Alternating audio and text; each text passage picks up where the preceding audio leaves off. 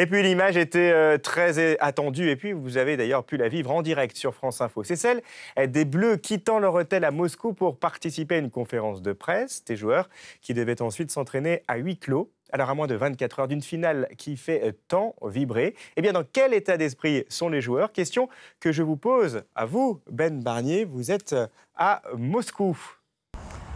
Écoutez, c'est vraiment la dernière ligne droite pour ces Bleus. Ils ont effectivement effectué leur dernier entraînement dans cette Coupe du Monde, quoi qu'il arrive ensuite. C'était juste à côté du stade Loujniki où aura lieu cette grande finale contre la Croatie. Ce sera à 17h heure de Paris, 18h heure locale, heure de Moscou. Alors on sait que vous, à Paris, vous êtes très nombreux à vibrer pour ces Bleus et dans toute la France. Vous suivez ces aventures des Bleus avec beaucoup de passion. Alors ici, avec Martin Baumer, on essaye de marquer ces Bleus à la culotte, comme on dit dans le monde du foot.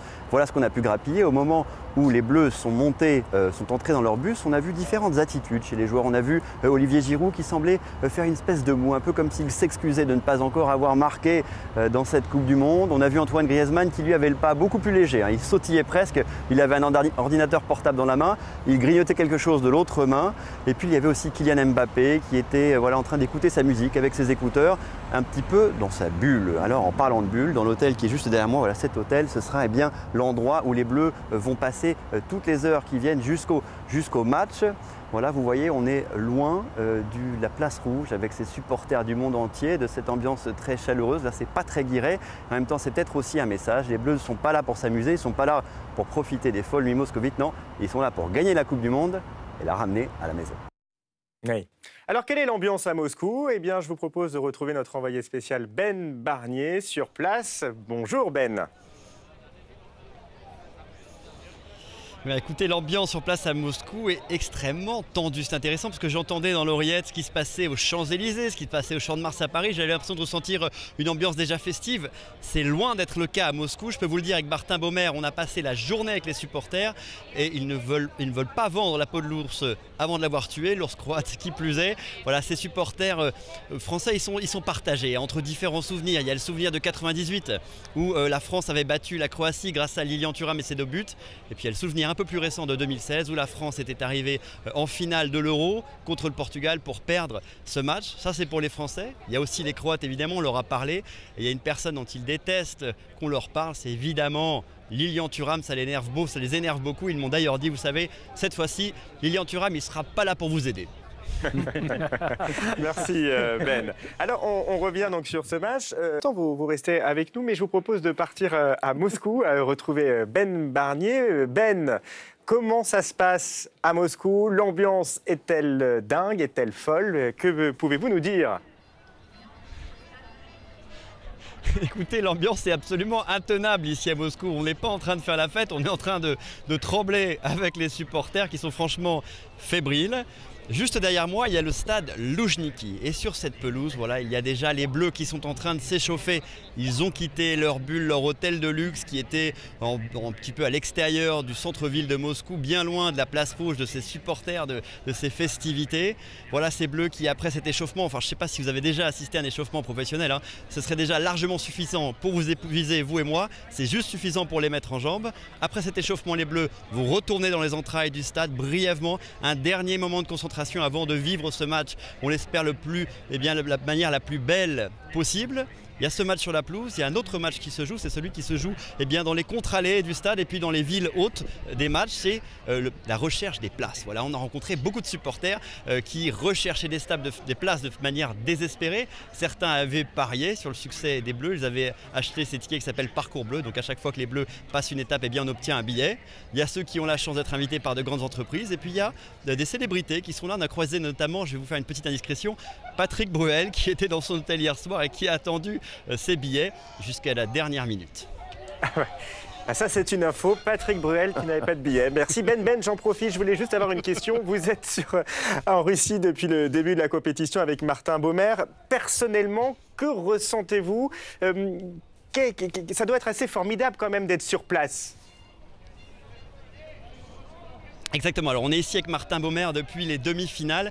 On a ressenti d'abord une immense fierté de la part de ces supporters qui sont extrêmement heureux de ce parcours des Bleus. Ils ont l'impression que ces Bleus se sont surpassés et ça a été vraiment très beau de passer ces moments avec ces supporters, de les voir vibrer, de les voir, voilà, je vous le dis encore maintenant, on n'est pas dans la joie, on est vraiment dans la fébrilité, mais au moins on le vit à 100%. Quand on était à Saint-Pétersbourg pour les demi-finales, on a senti plutôt un soutien important pour les Bleus. Mais là, franchement, je vais être honnête avec vous, ce sont plutôt les Croates qui remportent la bataille du cœur. Pourquoi? Parce que ce n'est pas du tout contre les Français, ce n'est pas contre les Bleus ou ni contre leur personnalité. Mais on sait, voilà, Croatie, c'est un petit pays.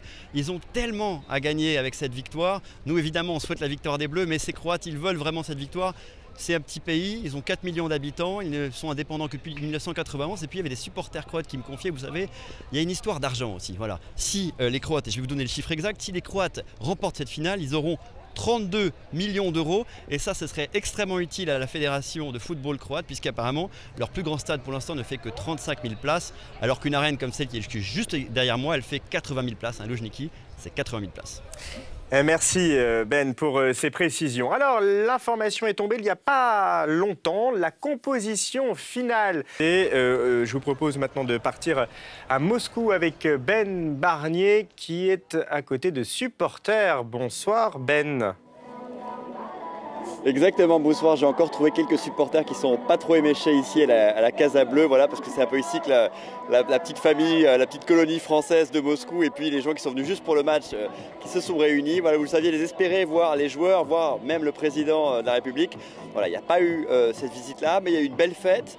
Max, Ruby, vous êtes venu de Chambéry exprès pour voir le match. Vous étiez quand même vachement motivé alors. C'est ça, on est parti de Lyon à 7h samedi matin et on est arrivé à 20h hier soir. Et vous aviez eu vos billets à la dernière minute, c'est ça? Non, les billets, j'avais fait la demande sur la FIFA au mois de janvier. J'avais tiré au sort juste pour la finale. Donc on a pris les billets d'avion jeudi. Wow. Ruby, racontez-nous un petit peu votre expérience. Vous avez vécu ce match à l'intérieur du stade, c'était comment? Ah, c'était énorme, magique. Mais en fait, on était juste derrière les cages et puis quand Mbappé, Pogba, ils ont tiré, franchement, c'était du rêve, quoi. C'est le premier match qu'elle regarde de foot dans un stade. Ouais, c'est mon premier match, donc c'est vraiment...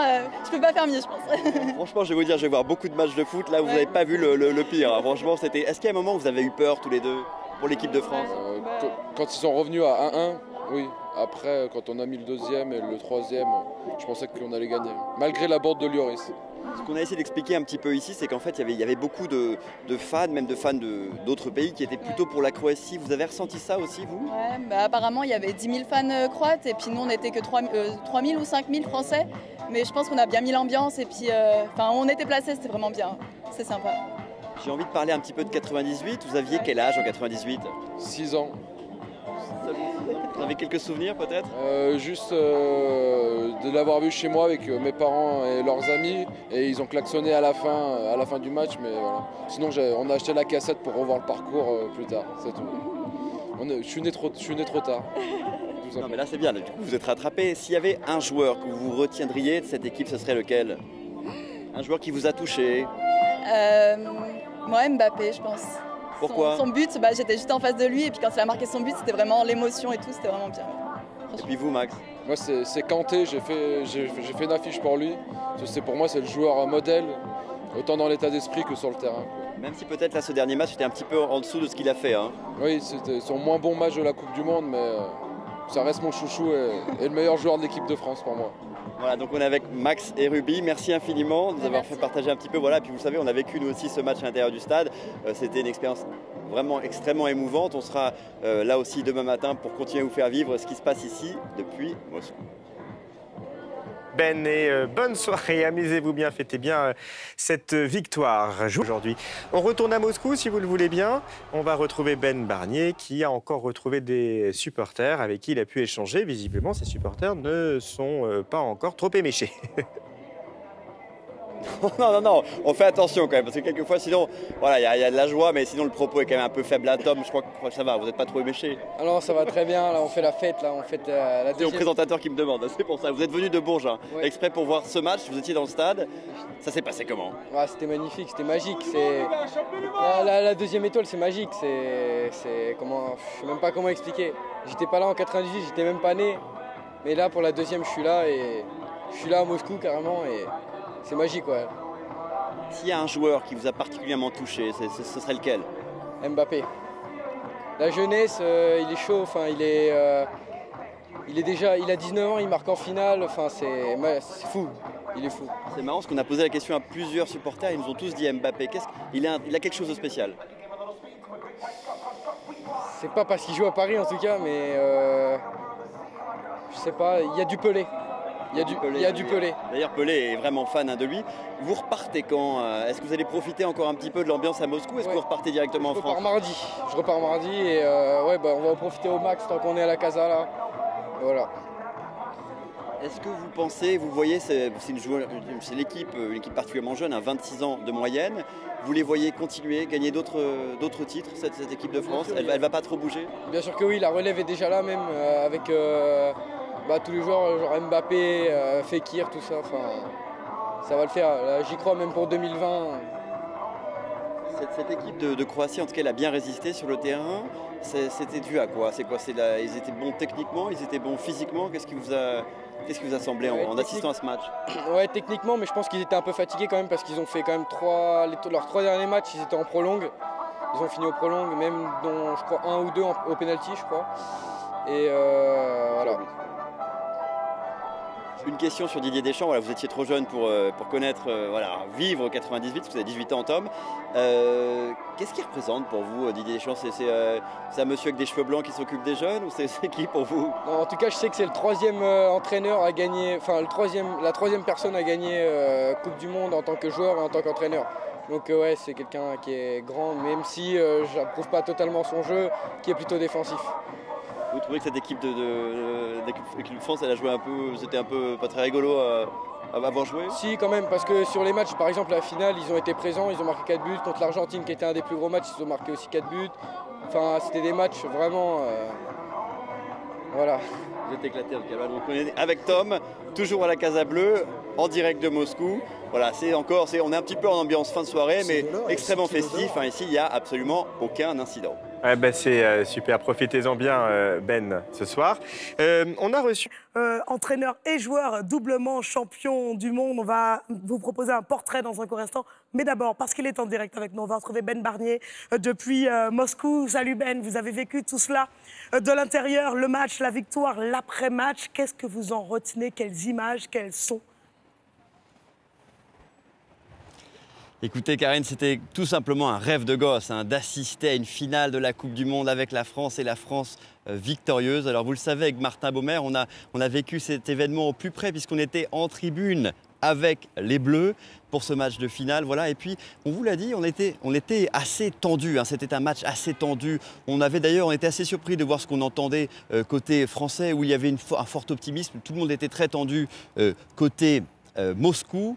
Ce match, on a eu l'impression à quelques fois qu'il y avait plus de Croates sur le terrain que de Bleus. Et c'est vrai qu'il y a eu ce but à la 18e minute qui a été sur un coup de fond de Griezmann détourné par Mandzukic qui aurait pu nous soulager un petit peu. Mais assez rapidement, Perisic est revenu à la marque à la 28e minute. Et puis juste avant la mi-temps, ce but de Griezmann sur penalty, un penalty un petit peu litigieux. On y reviendra d'ailleurs. On est arrivé jusqu'à 4-1 avec ce but de Mbappé. On aurait pu être soulagé, oui, mais c'était sans compter sur cette erreur d'Hugo Lloris qui pourtant avait réalisé jusqu'ici une Coupe du Monde extraordinaire et qui permet à Mandzukic de revenir à 4-2. Puis le coup de sifflet final. Ce moment de joie, même joie, c'était un petit mot pour dire ce qu'on a pu vivre. Voilà, ce que les supporters ont pu vivre dans ce stade au moment du coup de sifflet final.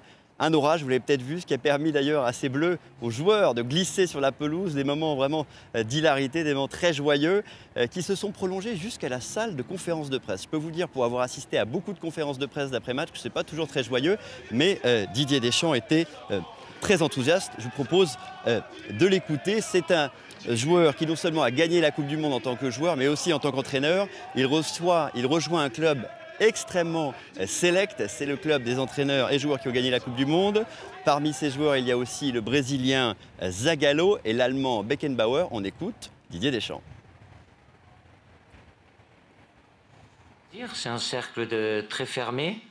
Bon, ils étaient 2 meilleurs techniciens que moi, enfin sur le terrain, je parle après en tant qu'entraîneur, puisqu'on a eu le même succès, mais c'était 2 beaux joueurs. Moi, j'étais moins beau, mais bon, j'ai réussi quand même à gagner des titres. Oui, c'est une fierté personnelle, bien évidemment.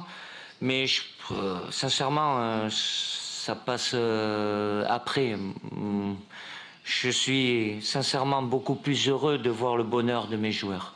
Et oui, un sélectionneur ému, Ben, qui a toujours fait en sorte de faire passer ses joueurs avant lui. Exactement, Didier Deschamps, on le sait, il veille sur ses joueurs et donc il a voulu leur partager un petit peu de son expérience puisque lui-même a gagné la Coupe du Monde en tant que joueur en 1998. Et vous vous souvenez peut-être, ces Bleus, à la fois on les allait célébrer, on les a portés au nu, mais quelquefois on leur a demandé un petit peu beaucoup. On leur demandait quelquefois presque de réconcilier la société française, de vendre toutes sortes de produits. Alors voilà, Didier Deschamps, il veille sur ses petits, il veut les porter le plus loin possible, le plus longtemps possible. Il leur a donc adressé ce petit message. Demain et dans les jours à venir, de ce qu'ils ont réalisé, ils ne peuvent pas se rendre compte. Ils ne savent pas ce que c'est d'être champion du monde. Mais je leur ai dit, à la fin du match, il y a 2 choses qui sont importantes. Une, c'est que ces 23 joueurs seront liés à vie. À vie. Quoi qu'il se passe, ils prendront des routes différentes, mais ils seront liés à vie par cet événement.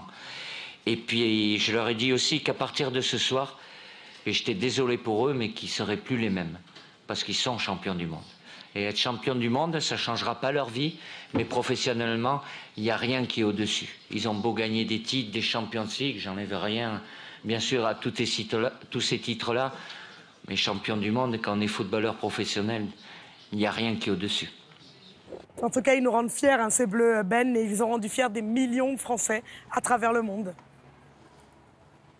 Exactement, des millions de Français à travers le monde et puis quelques milliers de Français qui ont fait le voyage jusqu'à Saint-Pétersbourg, jusqu'à Moscou pour voir ces Bleus sur le terrain. On en a suivi certains avec Martin Baumer. Je dois vous dire que ça a été pour certains cas des rencontres assez exceptionnelles. Des gens qui venaient de toute région de la France, qui étaient là vraiment pour porter les Bleus, qui les ont portés dans tous les moments. Lors du match, eh bien, on était avec eux en tribune, on a quitté le stade avec eux. Vous les voyez peut-être maintenant dans le métro, ils chantent la Marseillaise. Ils ont chanté la Marseillaise dans le métro moscovite. Encore une fois, ça, c'est pas tous les jours que ça arrive. Ces supporters des Bleus sont arrivés jusqu'à la Casa Bleue. C'est un local qui leur était aménagé dans l'ambassade de France à Moscou. Ces Bleus, ils ont tremblé, ils ont vibré, ces supporters, avec leurs joueurs. Ils ont aussi souvent parlé d'un joueur en particulier. Ils ont parlé d'Antoine Griezmann. Antoine Griezmann, dont on parle de lui pour un potentiel ballon d'or, le joueur de l'Atlético de Madrid, qui est auteur de 4 buts, dont 3 pénaltys dans cette Coupe du Monde, et surtout un pénalty qui est un petit peu litigieux, voilà, qui a été accordé grâce à l'arbitrage vidéo. Je vous propose d'écouter Antoine Griezmann, champion du monde, sur son pénalty de finale de Coupe du Monde. En fait, quand l'arbitre est allé voir la vidéo, je savais pas pourquoi, donc j'ai demandé à Olive et il m'a dit qu'il y avait main. Donc voilà, après j'ai essayé d'être un peu dans mon coin, d'être un peu seul. Et quand l'arbitre siffle le penalty, essayer de faire comme si c'était un match de championnat et de prendre tout mon calme, tout mon sang-froid. Et après, je sais que cette équipe, moi, je vais être dans l'histoire du football français. Même si on ne réalise pas encore maintenant, nos enfants vont être très fiers de porter notre nom. Voilà pour ce numéro 7, Antoine Griezmann, un instant foot depuis Moscou. Ben Barnier, merci beaucoup d'avoir été en direct avec nous. Et puis revenez, ça y est, vous pouvez revenir avec nous. Édition spéciale sur France Info, vous l'aurez compris, depuis 6h30 ce matin pour savourer, fêter, souligner comme il se doit cette 2e étoile des Bleus, 2e victoire en Coupe du Monde pour la France. Les images les plus marquantes depuis hier soir, c'est à vivre, c'est à savourer tout de suite. L'édition spéciale continue sur France Info. Restez avec nous.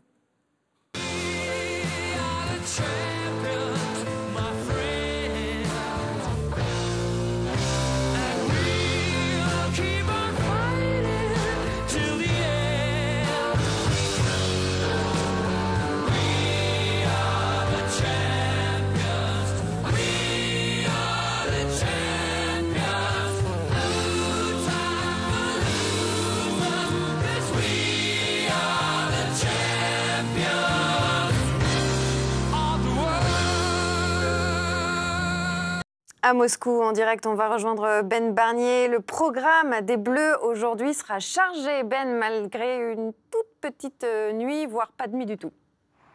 Pas de sommeil, en tout cas. Exactement, Camille. Non, et pas de sommeil pour nous non plus, ni pour Martin Baumer qui est avec moi.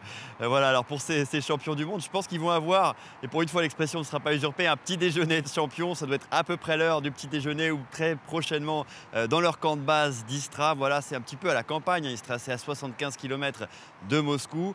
Ils vont être dans ce petit cocon, mais pour très peu de temps. Ils vont juste plier bagages. Voilà, il ne faut pas qu'ils s'habituent à ces moments de calme parce que là, ils vont débarquer dans un tout nouvel environnement. Voilà, ils vont prendre l'avion à midi à Moscou pour arriver à Charles de Gaulle à 16h. Immédiatement, ils vont rejoindre quasiment immédiatement les Champs-Élysées, là-bas pour un bain de foule insensé. On le sait, on avait entendu les témoignages des Bleus de 1998 qui avaient été extrêmement émus, extrêmement bouleversés par cette expérience. Là, imaginez-vous qu'ils n'ont pas joué à la maison, ils ont joué en Russie. Il y avait ici seulement quelques milliers de supporters. Ils n'étaient pas à Clairefontaine, mais à Istra, donc plutôt isolés. Tout à coup, ils vont prendre un bain de foule insensé. Ces Bleus, ils vont vivre des moments inoubliables. Ensuite, ils sont reçus à l'Élysée par le président en compagnie de 1000 jeunes, de plusieurs centaines de sportifs. Et puis, la soirée va se terminer à l'hôtel Crillon avec les familles.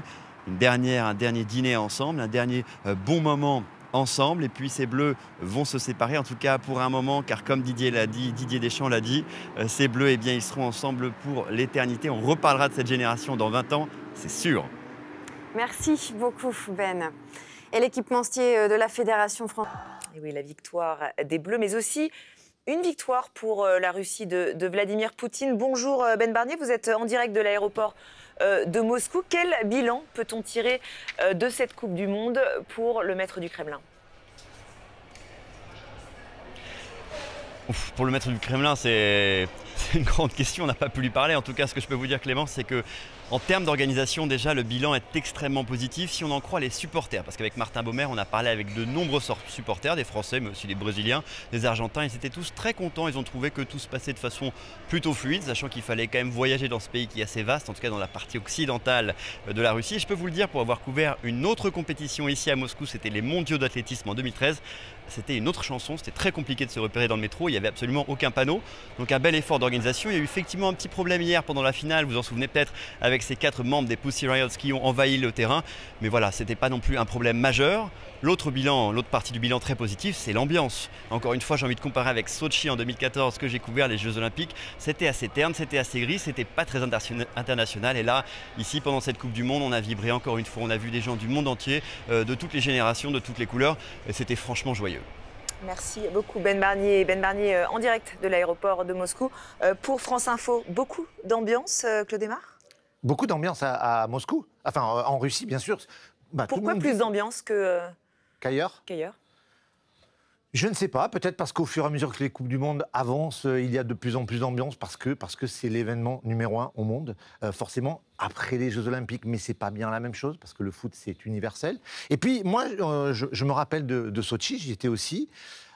Effectivement, extérieurement, c'était limite, léger, mais au niveau des événements, des éléments sportifs, des infrastructures, c'était superbe. Tous les athlètes à Sochi ont dit que ce sont les meilleurs jeux qu'on a jamais disputés.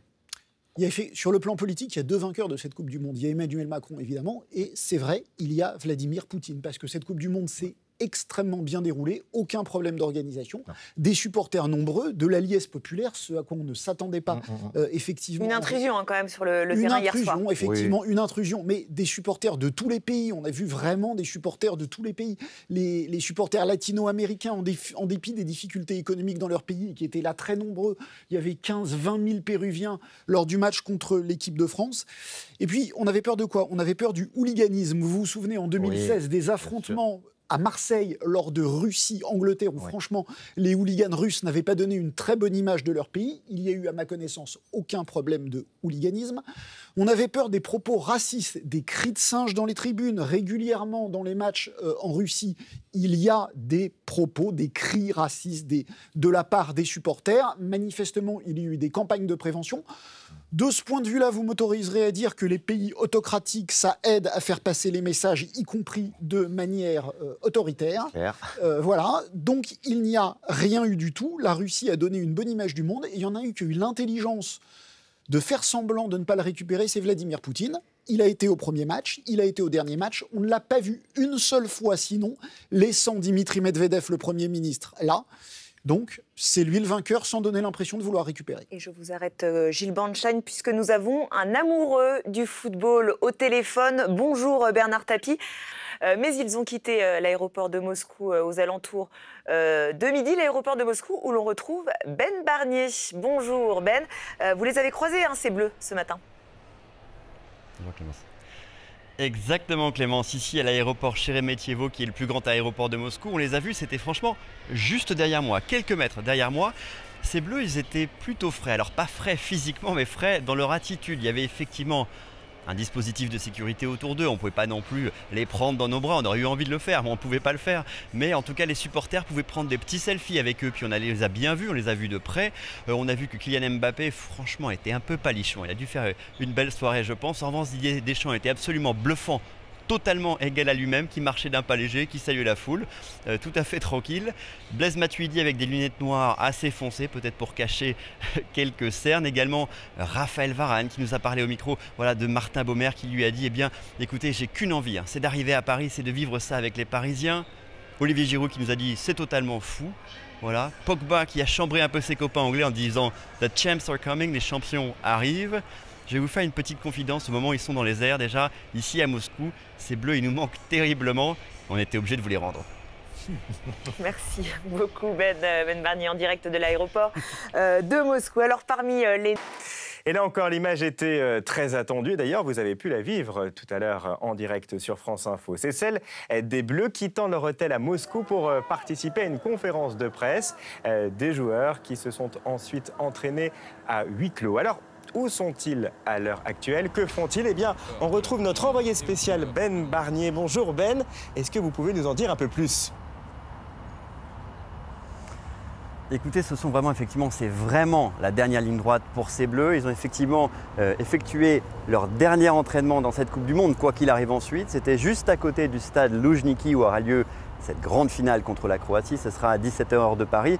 18h, heure locale, heure de Moscou. Alors on sait que vous, à Paris, vous êtes très nombreux à vibrer pour ces Bleus et dans toute la France. Vous suivez ces aventures des Bleus avec beaucoup de passion. Alors ici, avec Martin Baumer, on essaye de marquer ces Bleus à la culotte, comme on dit dans le monde du foot.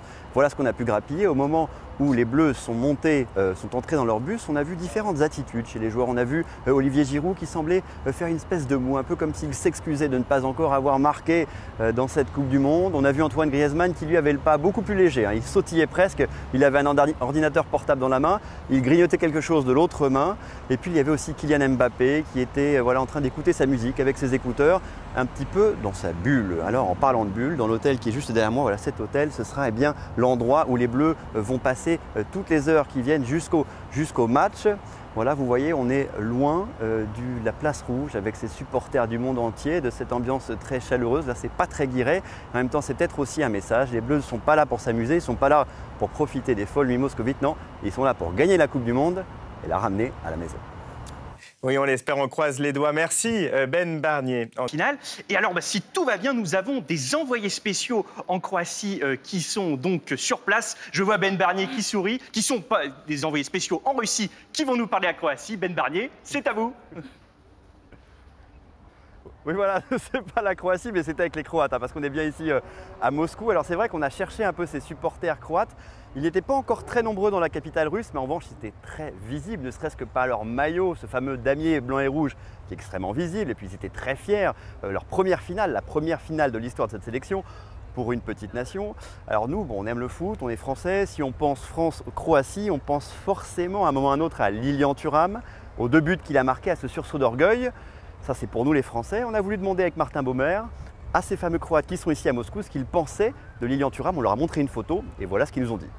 Thuram, Lilian Thuram. Lilian Thuram. What do you think of Thuram? You fuck me, huh? No, I ask you a question. And you fuck me. C'est la question qui fâche, ça. Si je vous dis France-Croatie et que vous connaissez un peu le foot, vous pensez probablement à Lilian Thuram. C'est lui qui a marqué ses 2 buts en 98, qui a permis à la France de passer en finale et de gagner la Coupe du Monde. Je vais demander ici, dans les rues de Moscou, aux supporters croates s'ils se souviennent de ce monsieur. Yes, we remember. Look now. Oh, I remember. You see? Il a la chair de poule. We call it chair de poule. Belgium French, we love to French win just because that after 20 years we can revenge them. Every football fans in Croatia remember Lilian Thuram. And 2 goals. You hate him? No, we are sport fan, okay. So you forgave him? No, but I don't hate him, okay? It's scar on my heart. That's bad memory. At Sunday you have bad memory. You want revenge? Yes. Of course, why not? Why not? Why did you ask me about Lilian Thuram? It little bit, you know. Huh? Ok, I admit, c'est vrai, c'était pas très sympa. No, I wish you good luck, seriously. Bon, j'avoue, c'était pas hyper sympa de leur poser la question, mais c'est irrésistible. Hein. Nous, quand on pense Croatie, on pense forcément à Lilian Thuram.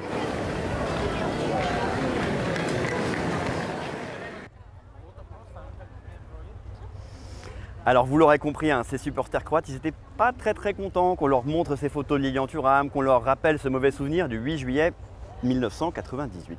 Mais il y a autre chose, ils étaient un petit peu fâchés, donc on s'est posé avec Martin Baumer, on s'est dit ok, on va faire la paix, on a pris un verre ensemble et puis ils nous ont raconté leur périple. Vous savez, on parle souvent des supporters, de la galère des supporters pour qu'ils arrivent sur le lieu des matchs, mais là je pense que c'est vraiment golden, ils sont au-dessus du lot, puisqu'ils ont voulu rejoindre Zagreb, donc la capitale de la Croatie, et aller jusqu'à Sochi en voiture, c'est 2600 km, et ils ont sur le chemin découvert un pays qu'ils ne connaissaient même pas, ça s'appelle la Transnistrie, c'est juste à côté de la Moldavie.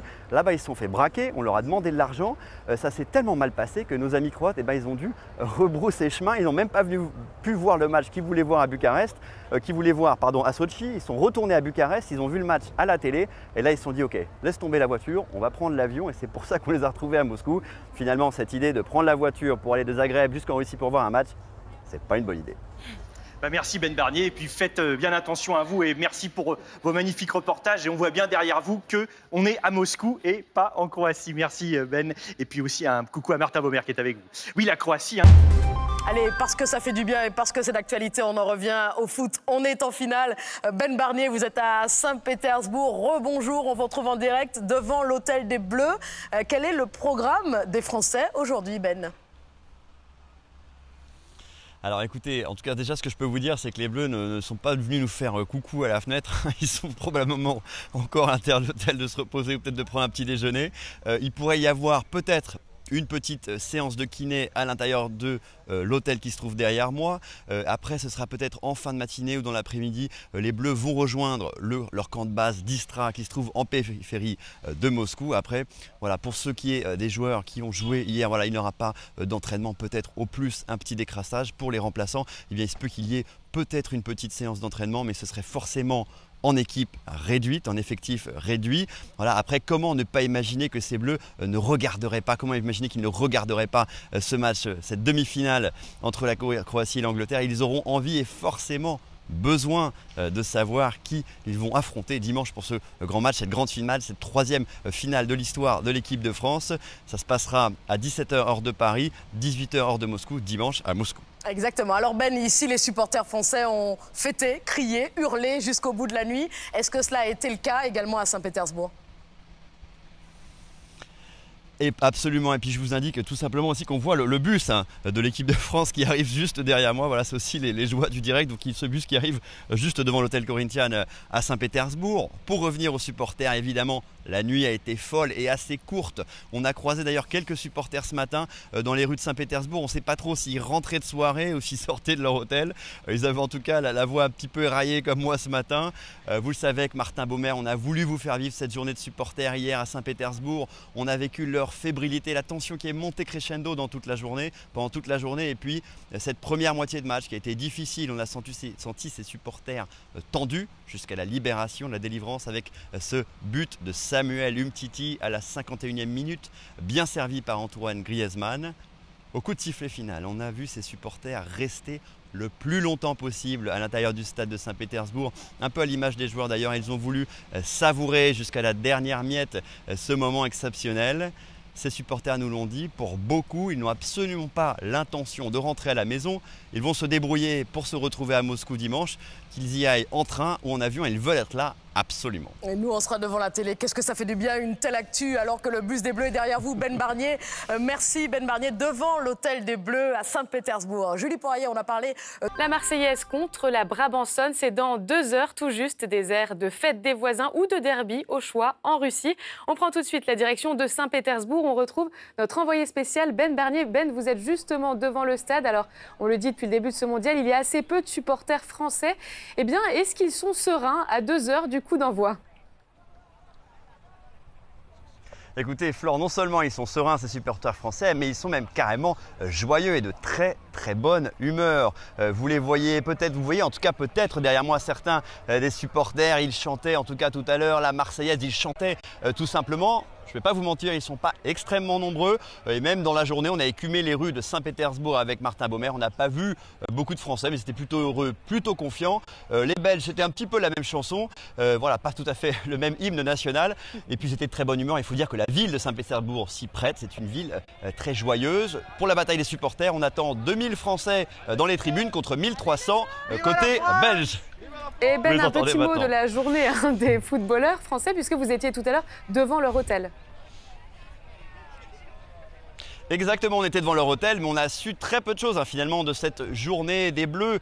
Les fenêtres étaient fermées, les rideaux étaient tirés, on a bien vu le bus forcément, mais on a retenu ce qu'a dit Olivier Giroud hier. Il a dit voilà, rien n'est laissé au hasard, il faut vraiment tout préparer. L'objectif, voilà, c'était de rester concentré, rester dans cette bulle, peut-être dans cet hôtel, écouter au maximum les conseils du coach. Avant le grand show de ce soir, c'est à 20h de Paris, 21h, et ça se passe dans l'arène qui est juste derrière moi. Merci beaucoup Ben Barnier et Martin Baumer en direct de Saint-Pétersbourg. Et justement, ce stade que vous voyez derrière Ben, eh bien, les Bleus sont en route